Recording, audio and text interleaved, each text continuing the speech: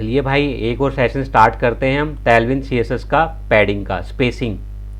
ठीक है भाई, ये है स्पेसिंग वाला सेशन। स्पेसिंग में बेसिकली क्या क्या आता है कि आपकी भाई पैडिंग होगी, मार्जिन हो गया, स्पेस बिटवीन हो गया। ठीक है, मान लो आपको पैडिंग यूज करना हो क्लासेस, तो आप कैसे यूज करोगे पैडिंग, यानी इन द सेंस की पी। ठीक है, यूटिलिटीज़ के अंदर तो टैलविन सीएसएस को ना पैडिंग पे इसने पी यूज किया है। पी और डैश, यानी कि डैश के बाद जो आपने वैल्यू लगाई वो हम यूज कर सकते हैं, यानी कि पी डैश जीरो, यानी कि पैडिंग मेरी जीरो। अब अगर सपोज करो मैं अपने कंटेंट के अंदर अगर आपको जाके दिखाऊं कि भाई मैं ना इसके अंदर ही यहाँ पे हम एक और ले लेते हैं डिव क्लास नेम, और क्लास नेम के अंदर हम यहाँ डाल देते हैं hello I am spacing configure, spacing कर देते हैं। ठीक है भाई, और इसमें ना मैं बीजी कलर डिफाइन कर लेता हूँ, बीजी ग्रीन 200। बस देखो मेरा 200 आ गया ना यहाँ पे। थोड़ा इसको बड़ा कर लेते हैं हम यहाँ पे, हेलो आई एम स्पेसिंग। अब सपोज करो मेरे को ना पैडिंग है। देखो भाई पैडिंग क्या होती है पहले तो मैं इसे बताता हूँ।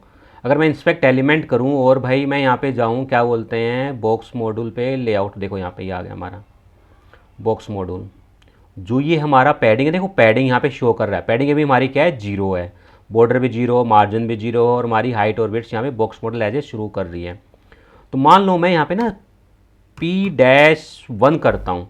ठीक है, देखो ऑटो सजेशन भी आ रहा है मेरा यहाँ पे, क्योंकि मैंने प्लगइन इंस्टॉल कर रखा है। कौन से वाला मैं दिखा देता हूँ आपको, टैलविन इंटेलिसेंस टैलविन का, जिससे मुझे ऑटो सजेशन भी दिखाता है यहाँ पे।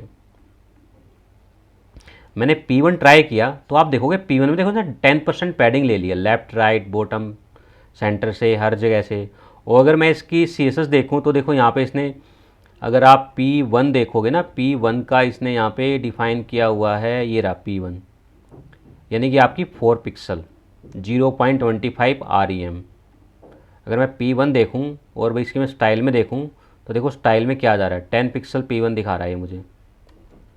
तो भाई ये 10 पिक्सल दिखा रहा है, यानी कि हर जगह से 10 पिक्सल जाएगी इसके पास। ओ सॉरी, मैंने यहाँ पे डिफ़ाइन कर रखा था, इसको मैं हटा देता हूँ एक बार भाई यहाँ से ना, स्पेसिंग का इसकी वजह से दिखा रहा था ये। देखो अब मैं चेक कर रहा हूँ तो मुझे कितना दिखा रहा है, 4 ही दिखाएगा ये, 0.25 REM। और अगर मैं इसका लेआउट में कंपोनेंट देखो तो 4 दिखा रहा है, देखो परफेक्ट दिखा रहा है। ठीक है, मेरी चल रही है। अब यहाँ पे एक क्वेश्चन आता है मेरे को, अगर ज़्यादा इंक्रीज, जैसे ये 4 है, ठीक है, मैं 4 को हटा के 10 कर देता हूँ। देखो 10 में कितना आ गया स्पेसिंग, यानी कि मेरी 40 पैडिंग डिफाइन हो गई हैं। बट मेरे को यहाँ पे 40 पैडिंग नहीं लेनी है, 40 नहीं लेनी मेरे को, तो सिर्फ ना लेफ़्ट और राइट से लेनी है या टॉप और बॉटम से लेनी है। उसका भी देखो यहाँ पे ना डिफाइन किया हुआ है, एक्सेस वैल्यू पे चाहिए आपको या फिर वाई वैल्यू पे। जैसे PX है, PX का मतलब क्या होता है कि padding left and padding right आपकी जीरो। अगर मैं यहाँ पे PX डिफाइन कर दूँ ना और -10 कर दूँ तो ये सिर्फ लेफ़्ट और राइट से हो जाएगी। अब देखो सिर्फ मेरी लेफ़्ट और राइट में है 40, जो कि यहाँ भी मेरा बॉक्स मॉडल पे शो कर रहा है। और अगर मैं Y डिफाइन करता हूँ तो Y का मतलब होता है टॉप एंड बॉटम। देखो अब सिर्फ टॉप एंड बॉटम पे दिखा रहा है ये। तो ये चीज़ें हैं यहाँ पे। देखो सेम कुछ नहीं है, अगर मैं P- कर दिया तो चारों तरफ आ गई, X मैंने कर दिया तो लेफ्ट और राइट, और Y मैंने डिफाइन किया तो यानी कि टॉप एंड बॉटम। अब अगर मुझे सिर्फ टॉप पे लेनी हो तो PT-10 टॉप -10, यानी कि पैडिंग टॉप, यानी देखो पैडिंग टॉप से जा रही है यहाँ पे, यानी कि कंटेंट के अंदर जो गैप है वहाँ से। अगर मैं पैडिंग को राइट कर देता हूँ, PR कर देता हूँ, PR का मतलब होता है राइट, देखो राइट से शो कर रहा है अभी ये।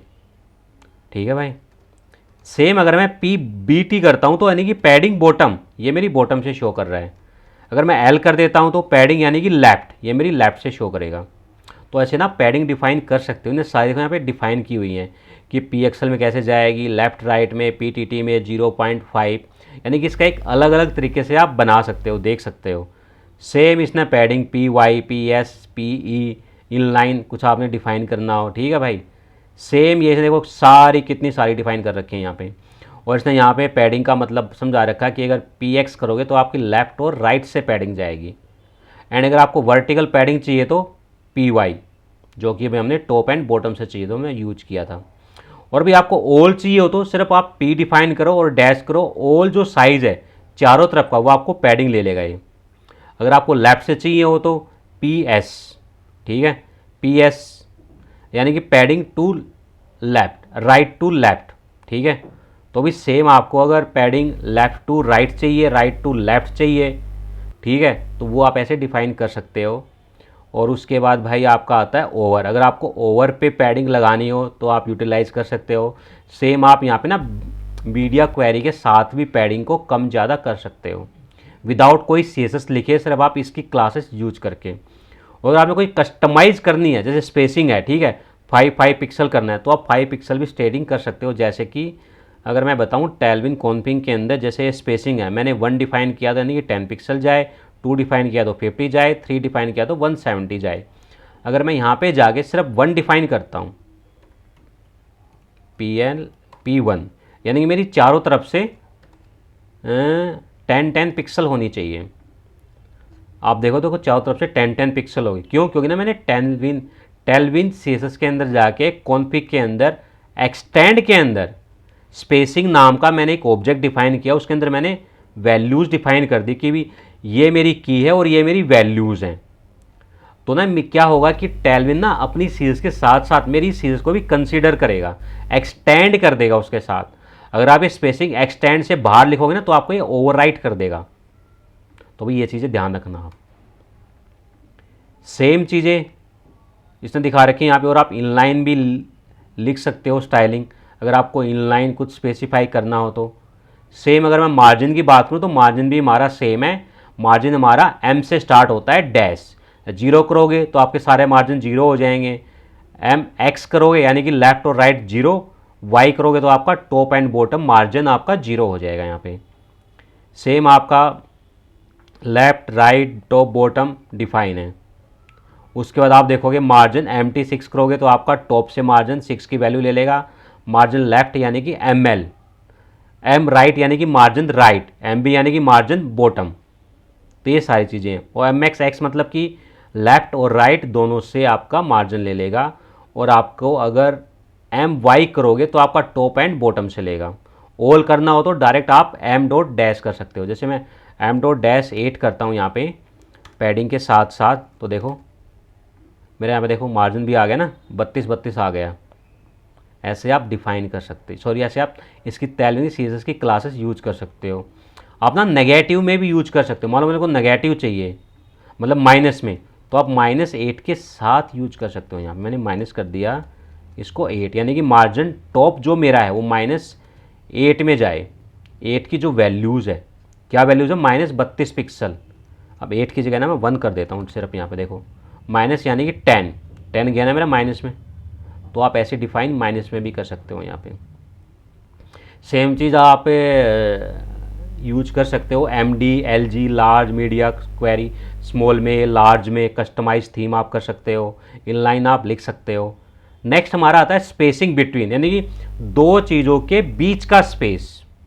जैसे आप स्पेस X0 यानी कि मार्जिन लेफ्ट 0 हो गया, Y से करोगे तो सेम आपका मार्जिन टॉप 0 यानी कि स्पेस डैश माइनस आ जाएगा आपका यहाँ पे यूज करोगे तो आप। जैसे एग्जांपल के तौर पर इसने दिखा रहा है कि जैसे फ्लैक्स है, ठीक है, जैसे मैं 3 div यूज करता हूँ यहाँ पे, इसके अंदर मैंने 3 div यूज किया है। और भाई फ्लैक्स मैंने स्पेस X यूज़ कर दिया। फ्लैक्स तो हमारा होता ही है स्पेस X, यानी कि इन दोनों के बीच का जो स्पेस आएगा। देखो मेरा गया यहाँ पे, ये रहा फ्लैक्स X। फ्लैक्स यानी कि फ्लैक्स क्या करता है, आपकी प्रॉपर्टीज़ को पूरा का पूरा ना, जितने भी डिव होते हैं सबको एक लाइन में ले आता है। उसकी प्रॉपर्टीज़ होती हैं। फ्लैक्स का सेशन हम नेक्स्ट सेशन में करेंगे, तब मैं आपको बताऊंगा। देखो ये बीच का जो स्पेस होता है, देखो ये दोनों का आ रहा है ना स्पेस। अगर मैं यहाँ पे देखूँ तो देखो मार्जिन ये मुझे शो कर रहा है यहाँ पे लेफ़्ट। रुको 1 मिनट मैं आपको दिखा, देखो ये रहा मार्जिन लेफ़्ट आपका 16 से कर रहा है। यानी कि ये पहले पता चल जाता है इसको कि मेरे को पहले ड्यू से नहीं, मेरे को पहले ड्यू के बाद हम करते ना कि सीजस के अंदर की भी LI प्लस LI, यानी कि पहले LI छोड़ के बाकी LI के मार्जिन लेफ्ट हो जाए, शिफ्ट हो जाए। तो वो चीज़ें आप यहाँ पे डिफाइन कर सकते हो। वर्टिकली आपको करना है तो आप वर्टिकली कर सकते हो। अब फ्लैक्स के कॉल को डिफाइन करके स्पेस YX, देखो मैं दिखाता हूँ आपको, मैं स्पेस X के साथ फ्लैक्स आ गया, फ्लैक्स कॉल स्पेस YX।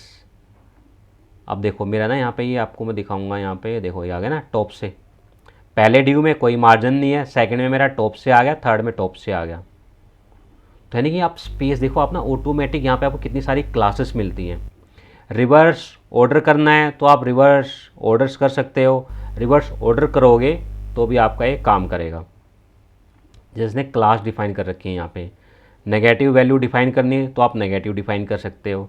इसकी limitations, gap utilities, flex wrap, over के साथ काम करेगा ये, फोकस के, अदर स्टेट के साथ। आप मीडिया क्वेरी में भी आप इसको इस्तेमाल कर सकते हो और आप कस्टमाइज अपनी थीम के साथ इसको कस्टमाइज कर सकते हो। और आप इसके साथ में कोई स्टाइलिंग डाल लो, आपको एट्रीब्यूट के अंदर ही अपनी स्टाइल डालनी है एज ए इनलाइन की तरह, आप वो भी इसका इस्तेमाल कर सकते हो। तो भी ये था हमारा स्पेसिंग का सेशन।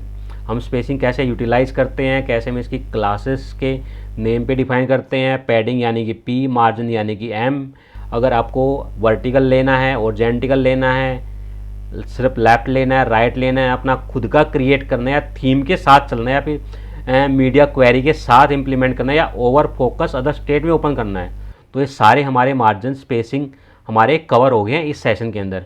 आई होप आपको ये सेशन अच्छा लगा होगा। भाई कुछ आपकी क्वेरी हो तो आप मुझे बताना कमेंट बॉक्स में, मैं उसको रिजॉल्व करूँगा। मिलते हैं भाई नेक्स्ट सेशन में। धन्यवाद आपका।